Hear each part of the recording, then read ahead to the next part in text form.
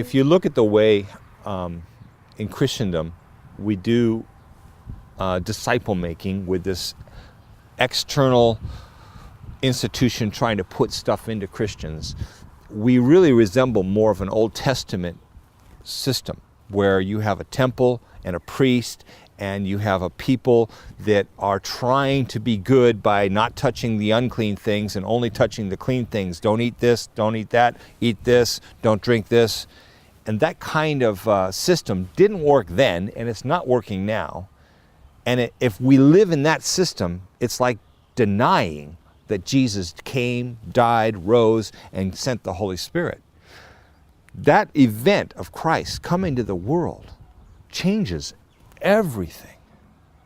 And it should change us. It should change our way of relating to one another, our way of doing mission, our way of global evangelization. It should be that we're not trying to keep people clean or unclean, but letting the life of Christ be contagious and spread from one person to the next person, the next person, and one after that. That is what Jesus came for. Not so that we can continue a system that was broken to begin with and didn't work.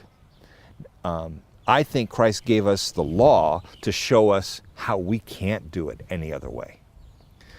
So I think it's time for us to surrender to the gospel, allow Christ to rule and reign within every disciple, and send out movements. And you know, it's really funny to watch denominations formed in a Western European context, then spreading all over the world and trying to adapt another culture to look like Western Europe. I go all over the world and I go to churches, and I went to one on an island off the coast of China, and I woke up from this long drive to this church, and I looked up and I said, I've been here before. I've never been on this island, but I've been to that church. I recognize the columns, the steeple. I go inside, I recognize the pews. I recognize the red books inside the pockets of the pews. The pulpit. On my right, you guessed it, a piano. On my left, that's right, an organ. You've been to this church.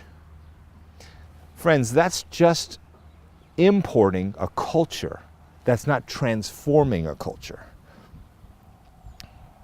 So what we need to do is begin to see Christianity as an inside-out, transformative experience. That Jesus died and rose from the dead for so much more than that we establish another institution and put our brand in another country.